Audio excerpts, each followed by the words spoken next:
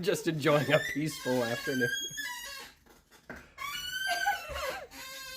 Hey you guys, welcome back to the channel. It's me, B. Riley. Thanks for tuning in. And today we are going to talk about this weirdo, which is a vintage Harmony BobKat 2 pickup model. So stay tuned for the weird noises.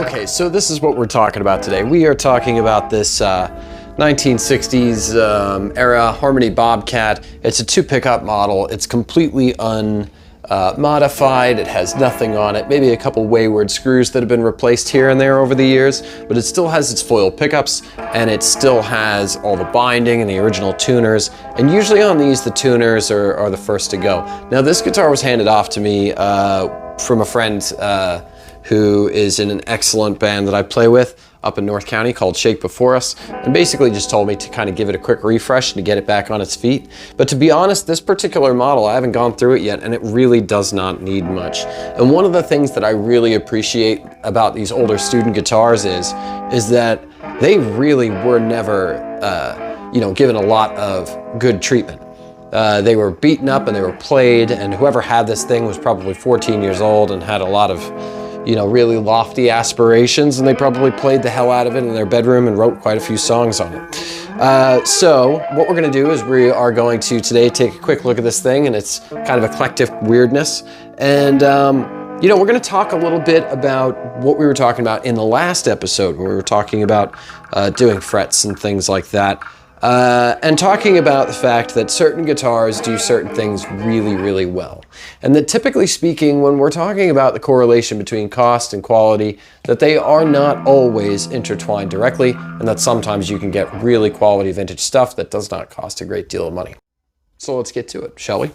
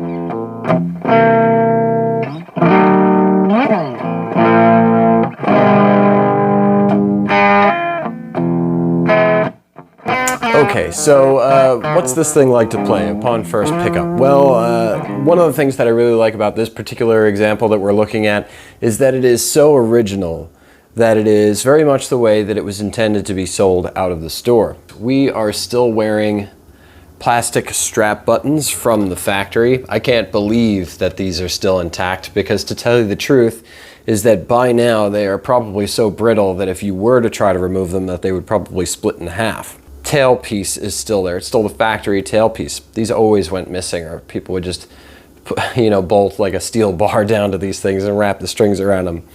And really make quite an agricultural attempt at remedying some of these many years ago. But it has been played.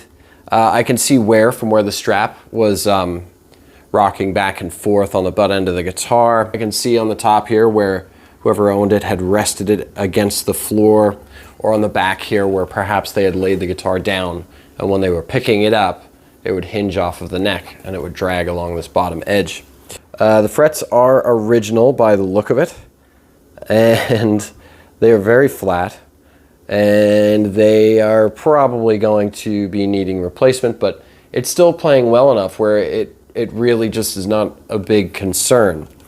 The vibrato arm is still there, along with the original bolt and nylock nut that are supposed to be holding it together, which is pretty impressive. That's usually the first thing that went missing. The nut is original and the tuners are original. And the tuners are, I frankly am amazed that those are original, and there is almost no nashing on any of the gears of the tuners because they are exposed tuners so you can see them. The truss rod cover is still there, one that says Made in the USA, which is pretty cool because that's back when, you know, that sort of thing was advertised rather loudly. And the pickups have a pretty massive discrepancy in output. The bridge pickup is extremely hot, and the neck pickup is very, very subdued. Now, it's possible that there's something wrong with the neck pickup, that maybe one of the leads has come loose, or there is a bad connection, or it might just be the height of it. It's slightly down lower, but you also have to keep in mind the fact that strings have that fluctuative discrepancy, whereas in the bridge, they're, you know, reverberating at this rate or you know, vibrating at this rate, and then over the, you know, the neck, the string is much more pronounced in its wavelength. Think like a jump rope. At its extreme ends, it's barely moving, and in the center, that's all it does. So theoretically, this neck pickup should be at least equally as high output, but instead it's totally dead. So I'm going to go out on a limb here and say that we might have a problem with the neck pickup. With minimal sweat hazing, and only some slight scratches that look like they can probably be buffed out right where the pick guard meets this little sweetheart dip in the middle there. And I thought that this was really interesting because it was a strange detail that I don't think most manufacturers would take time to really do, which is that the Harmony factory workers did the fade also on the extreme edge of the headstock. It's odd, you know, that's a really odd detail, and they did it on both sides. And here's the thing, I get it.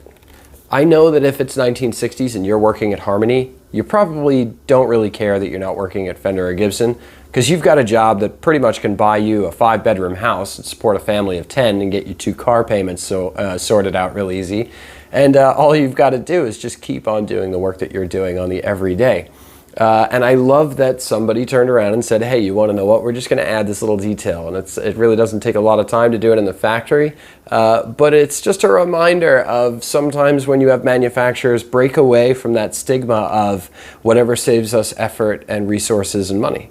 And they step into a spot where they're literally throwing away, you know, a 5 or 10 minute bit of staffing time every single day. And they're doing it with a smile on their face because it gives the guitar a little bit of a step up, and it shows you that even though this was a student model back in the day, there were human hands putting this thing together, and that was their job, that was their purpose, that's what they did, that was their life. And you know, and we are still here many years later enjoying the fruits of their labor.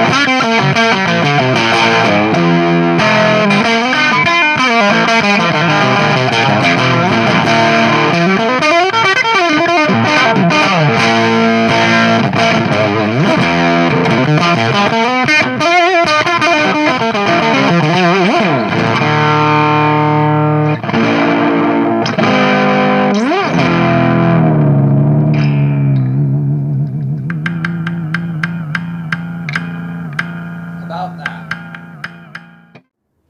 Okay, so we talked a bit about the playability and we kind of looked at the guitar and everything like that, and you know, to touch upon it again before, because we didn't really get too far into it, but when it comes down to ignoring the aesthetic and ignoring the guitar itself and just going down to how does it play, it actually plays really, really well. The neck has an excellent shape. It's a very deliberately shaped, smaller neck. You can feel that, you know, whoever was putting it together was well aware of the fact that their market was typically going to be more of a student bass, smaller hands, you know, lighter gauge strings, flatter radius, things like that that would make it a little bit simpler for those hands to get on there and get familiar as quick as possible. So playing it is a lot like playing, say, a Music Master from, say, about 1964 or 1965. Those Music Masters have a very similar neck, unless you get the A-shaped neck where it's really narrow at the nut. In this case, you actually have a fairly consistent width all the way through the taper of the neck. It really doesn't drop off too much, so it gives a really comfortable uniformity all the way up. Now, it's got super low frets, so when you try to get under, you're going to have to dig a little bit more. That being said, the pickups are microphonic. If you do start to hit them really hard with a distortion or an overdrive, those mids are going to wake up and you're going to start having feedback issues. The fuzz that I was using before is a handmade unit by a really, really excellent pedal builder by the name of Cassidy Donahue, who operates out of Brooklyn. And it's got a gate on it, so it keeps it from kicking off. But if you do lay up a lot of drive on this signal, you will start to hear everything kicking back. And if your cell phone is even remotely close to the guitar, everybody in the crowd is going to be listening to everything that is happening on your phone. On the cost side for these guitars, you're probably going to be spending somewhere between about $250 on the low side, sometimes $650, $700 on the high side. Some of these guitars that are popping up on Reverb or on eBay are exceptionally clean guitars. We're talking about guitars that it never went the route of the old guitar left in the basement or in the attic when somebody went off to war or somebody went off to school or somebody, you know, lost interest, because that happens. Those cases for $600 and $700 are not the case. Those are guitars that had been maintained constantly or were treated as a collector's item from minute one. Like that one kid that kept all of his Star Wars stuff in plastic. We all laughed at him at first, and now he owns a McMansion that he bought strictly with selling those. You know, those are guitars where you essentially can't find a scratch on them. They come in their original case. Sometimes they have hang tags, or sometimes they come with an amp that was bought with it. This guitar is not that case. This is a really good player grade. It's very original. It's got everything original down to the T, but it does have scratches on it and things like that. So for a guitar along this line, you're probably expecting to pay somewhere between $350 and $550 on the high side. You can score them locally for sometimes $100 or $200 if you're really hawking on offer up and keeping your eyes open. But it comes down to how quick you want it and how perfect you want it versus how much, you know, little you would like to spend.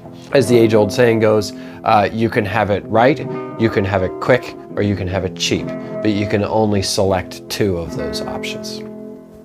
Overall, these are just really, really great guitars that were built back in the day for budget dollars and very, very intentionally built for those budget dollars to be sold off at Montgomery Ward or Sears or Roebuck or JCPenney or wherever it was that some kid who was about 12 years old, somewhere in the ballpark of about 1964, was being traipsed around by their parents while noticing guitar displays on the corner of every aisle because the Beatles had just erupted into the youth mainstream. They are fantastic for the dollar. They sound great. I mean, you heard in the demo, this thing does fuzz and does clean. It really is a versatile player. And one of the things that I really like about this guitar is that there's so little interference through the low-powered pickups that you have this excellent resonation on the low E as you approach the 10th fret and then travel above the 10th fret. Whereas Strats commonly have a clarity issue up there because of density of string and because of the power of the pickup, the way that it's set up. Most of the times, you know, you're running into that problem. This guitar doesn't have that. It's a light, effervescent, quick mover. When you're playing full chords, it's still more mid, it's a lot less bass. It's exactly the sound that you would want if you were, say, trying to replicate, you know, the Faces, you know, Stay With Me. It's got that middle tone, a little bit of fuzz through a Marshall of any kind, and bam, that mid just wakes up, blooms up in the center, and gives you that fantastic tone. So when it all shakes out, essentially what's happening is you're looking at a guitar that is going to gain in value, slowly, but it's going to gain in value. It's going to be fun to play. You're not going to have to be afraid to tote it around. I mean, you're not going to have to be horrified. If you were toting around a 1965 or 66 Sherwood Green Strat that was in excellent shape and was wearing nitrate, you'd never want to take it out of the house. You'd be too busy sitting around like Smeagol, you know, talking about the precious and not wanting anybody to get near it. I know this because I've had just a few, not many, but a few guitars that I really was after for a long time. And you don't want to loan them out to anybody. You know, you want to kind of keep them there. You don't want to play shows. You bring them to the studio once in a while. The beauty of these is that this is not what that is. This is that friend that wants to go out and have a good time. This is that friend that wants to go out and get wild and you know, paint the town for the night. This is the guitar that you use to take on stage and make some great tones. You know, some real brash tones, and you know, make an impact. You know, don't sound like everything else. It's just a weird guitar that doesn't sound like everything else. And in that way, it's really great. So definitely a winner in my book. If you see one come across your path, go ahead and grab it. Personally, for me, with these, I would suggest a set of flat wounds to really knock the top end off of those coils so that you're minimizing the amount of presence. It'll also drop the resonance down and give it that thud that you get out of those early 60s records when you know, George Harrison was using flat wound strings on some of his hollow bodies, and you just get that excellent round tone, that earthen organic tone that really springs up from underneath and sits in a mix so nicely that you almost forget it's there until you realize that it's providing so much support in the sound. So it's definitely a winner to me. Go ahead and check one out. Maybe it'll be a winner for you. Next week, we are getting back to the Chickenbacher. We are doing our one-day refinish in charcoal gray metallic. We were supposed to do it this week, but I ain't gonna lie, dudes and dudettes, that I am doing summer camp right now. I am not teaching class right now. I'm doing summer camp, and we just did a music camp this whole last week, and it was awesome. It was hilarious a lot of the times because you've got to remember that I had elementary school kids who are, you know, between the ages of about 6 and 10, and then a couple middle school students, and you know, 10 of them all playing instruments and singing, and we were doing, you know, I Will Survive at the end of their week recitals. So the parents were surprised. I was over the moon. The kids had a blast, but I am tired as hell right now and very much half asleep. So I do apologize for the delay in the video. I know I said it was going to come out earlier in this week, and it's just now starting to kind of hit it, I think, on Sunday. So hope you enjoyed the tones, hope you enjoyed the noise, and please don't forget to like, share, and subscribe if you want to see more of this sort of jazz. If you don't, then you don't have to. Whatever blows your hair back. I got very little, so don't take much. And I'll see you guys next week, and thanks for tuning in. All right, we'll see you.